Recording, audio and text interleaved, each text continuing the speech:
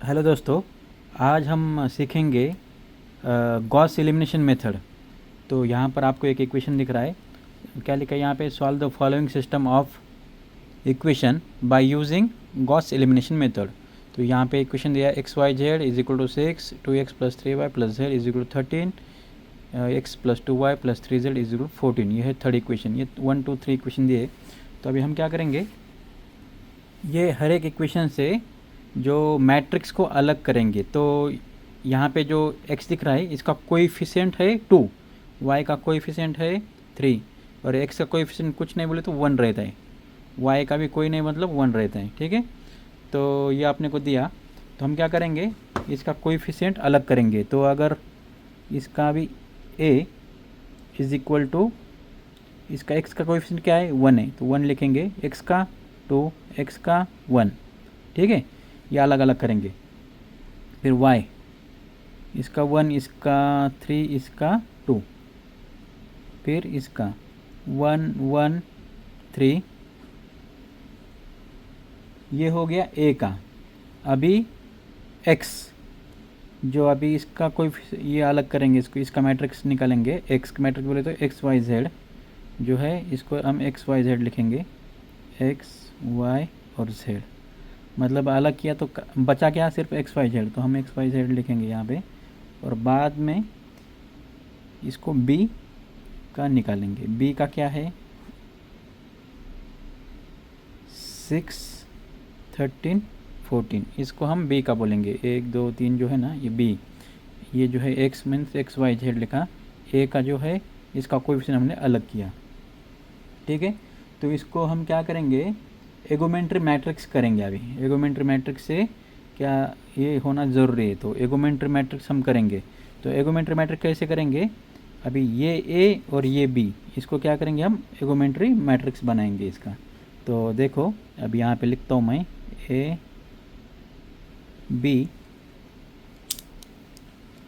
a b को, इसको कैसे लिखते हैं हम a आस b।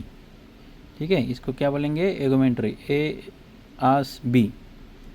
तो इसको अभी अलग अलग करेंगे, देखेंगे a का क्या है, जैसे कि वैसे लिखो 1 2 1 1 3 2 1 1 3।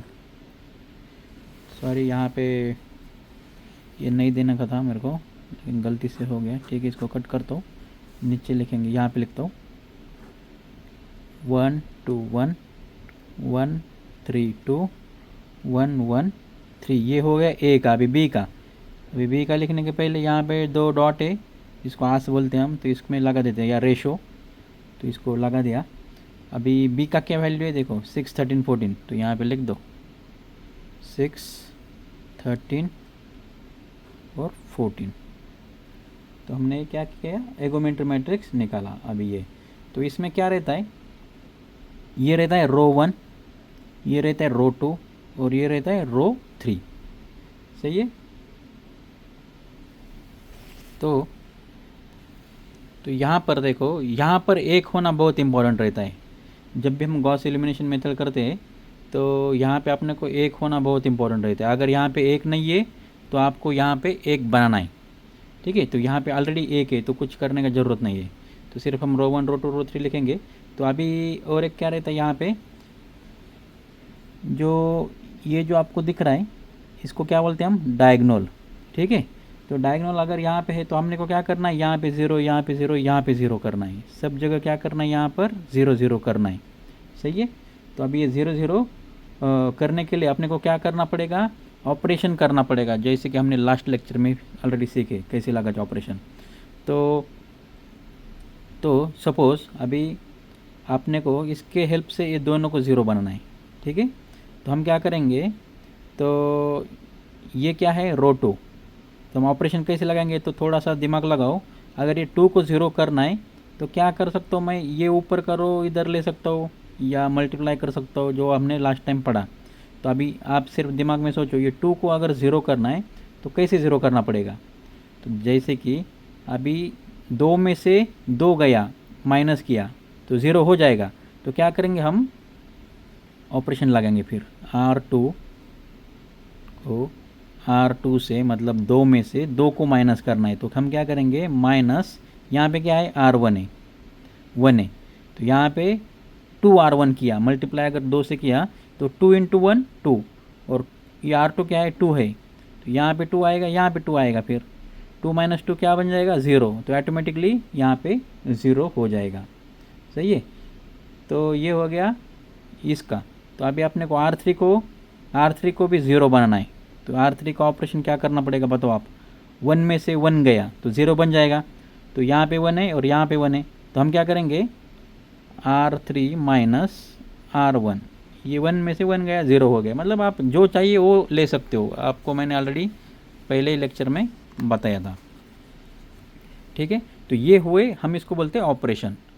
तो आगे क्या करते हैं, अभी ये ऑपरेशन हम लगाते हैं इसके ऊपर। ठीक है, अभी ऑपरेशन तो किया हमने, अभी ऑपरेशन लगाएंगे। तो R2, तो हम क्या करेंगे, ये ऊपर का जो R1 है इसको जैसे कि वैसा लिख देंगे, 1 1 1 6। सही है, ये हो गया R1। अभी R2 पे हमने ऑपरेशन लगाना है। ठीक है, तो R2 बताओ मेरे को, यहाँ पे 2 है, ठीक है ना, अभी ये फॉर्मूले में डालेंगे। तो R2 क्या है, सपोज 2 है, minus minus symbol 2R1, 2 into 1 क्या आएगा 2 आएगा, इज इक्वल टू 0। सही है, तो इसका आंसर आएगा 0। अभी इसका बारी 3 का, R2 क्या है 3, minus minus 2R1, 2 multiply R1 क्या है 1 है, तो इसका क्या आंसर आएगा 2 इंटू 1 2, 3 माइनस 2 1, तो इसका हो गया 1। ठीक है, अभी इसका बारी, तो R2 क्या है 1 है, माइनस 2 इंटू R1 क्या है 1 है, तो इज इक्वल टू क्या आएगा 2 इंटू 1 2, 1 माइनस 2 माइनस 1, इसका आंसर क्या आया -1। ये आस का रेशो का सिंबल डालेंगे यहाँ पे। अभी ये 13 के साथ, R2 क्या है 13 माइनस फिर 2, 2 इंटू R1 क्या है 6, 6 इंटू 2 12, 12 13 माइनस 12 कितना आता है आंसर 1, तो यहाँ पे क्या आएगा 1 आएगा। तो चलो अभी ये रो हो गया R2, अभी R3 का नंबर है अपना। ठीक है, तो देखो यहाँ पे क्या है 1 है। ठीक है, R3, तो R3 में क्या है 1, तो 1 लिखो यहाँ पे 1, माइनस को माइनस, R1 क्या है 1, तो आंसर क्या आएगा 0, तो यहाँ पे 0 लिख दो बस। अभी सेम इसको, यहाँ पे क्या है 2, 2 माइनस R1 1, 2 में से 1 गया, कितना बचेगा 1 बचेगा, 1 लिख दो। अभी सेम इसमें 3 माइनस 1 2, सही है, R3 माइनस R1, 14 माइनस 6 कितना आता है आंसर 8, 14 माइनस 6 कितना आता है आंसर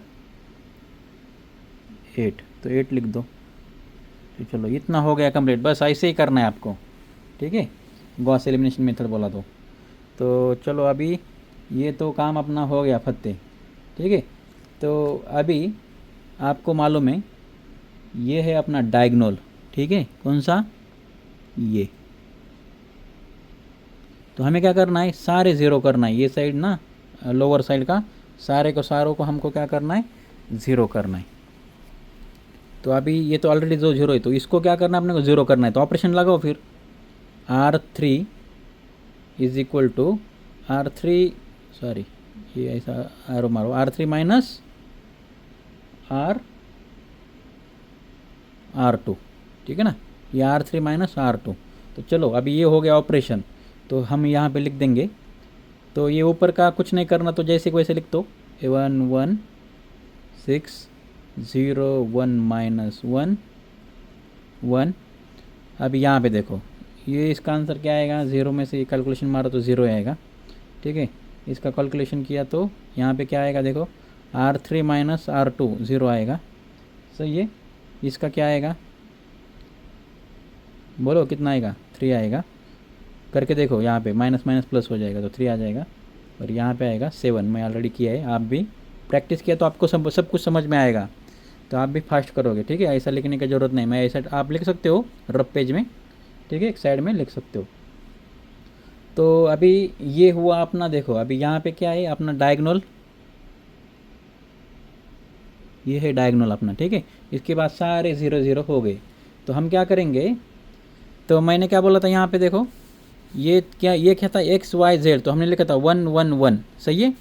तो ये जो है उसका कोएफिशिएंट था एक्स का, वाई का, जेड का। तो मैं क्या करता हूँ यहाँ पे, ये जो इक्वेशन है ना ऊपर वाला, ये एक्स वाई जेड, तो इसको मैं एज इट इज़ लिख देता हूँ।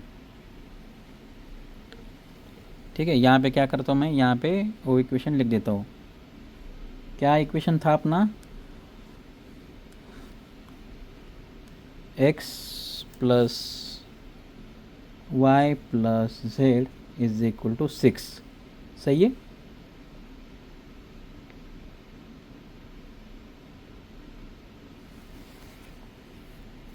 अभी ये हमने x y z is equal to क्यों लिखा, क्योंकि देखो यहाँ पे 1 1 1, तो एक्स है, ये वाई है और ये जेड है। ठीक है, अभी यहाँ पे क्या है 0, तो इसका लिखने की ज़रूरत नहीं। अभी यहाँ पे क्या है, ये किसका वैल्यू वाई का है, तो हम क्या करेंगे यहाँ पे वाई माइनस ये क्या है जेड का वैल्यू, माइनस 1 मीन्स कुछ नहीं, जेड को जेड आएगा, इज इक्वल टू क्या आएगा 1 आएगा। अभी सेम यहाँ पे 0 0 कुछ नहीं आएगा। अभी ये जेड का वैल्यू तो क्या आएगा 3z, 3z is equal to क्या है 7, बस ऐसे लिख दो। तो अभी हमें क्या करना है, अभी ये z है, तो z इज इक्वल टू क्या आएगा आंसर 7, ये 3 इधर जाएगा, z का वैल्यू आएगा 7/3, सही है। अभी हमें क्या करना है, इसका तो वैल्यू z का निकल गया, अभी y का निकालेंगे। ठीक है, अभी z का वैल्यू है अपने पास, तो ये इस इक्वेशन में ये डाल देंगे वैल्यू, तो इसका क्या आएगा आंसर y माइनस z का वैल्यू क्या है 7/3 इज इक्वल टू 1। ठीक है, तो y इज इक्वल टू 1, ये माइनस है, इधर जाके क्या होगा प्लस 7/3, इसका क्या आंसर आएगा 3 + 7 10/3, तो ये मिला y का आंसर।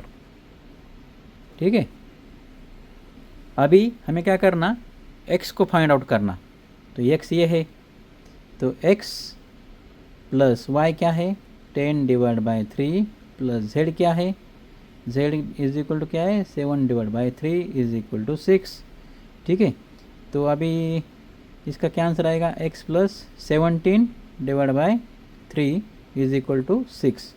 तो यहाँ पे मैं लिखता हूँ x is equal to 6 minus 17/3, तो इसका आंसर क्या आएगा 6 × 3 18, 18 माइनस 17 1/3, तो x का क्या वैल्यू हुआ 1/3, मतलब x हो गया, y हो गया, z हो गया। तो ऐसे हम गॉस एलिमिनेशन मेथड से इसको ऐसे फाइंड आउट कर सकते हैं। अगर वीडियो अच्छा हो तो प्लीज़ सब्सक्राइब करो।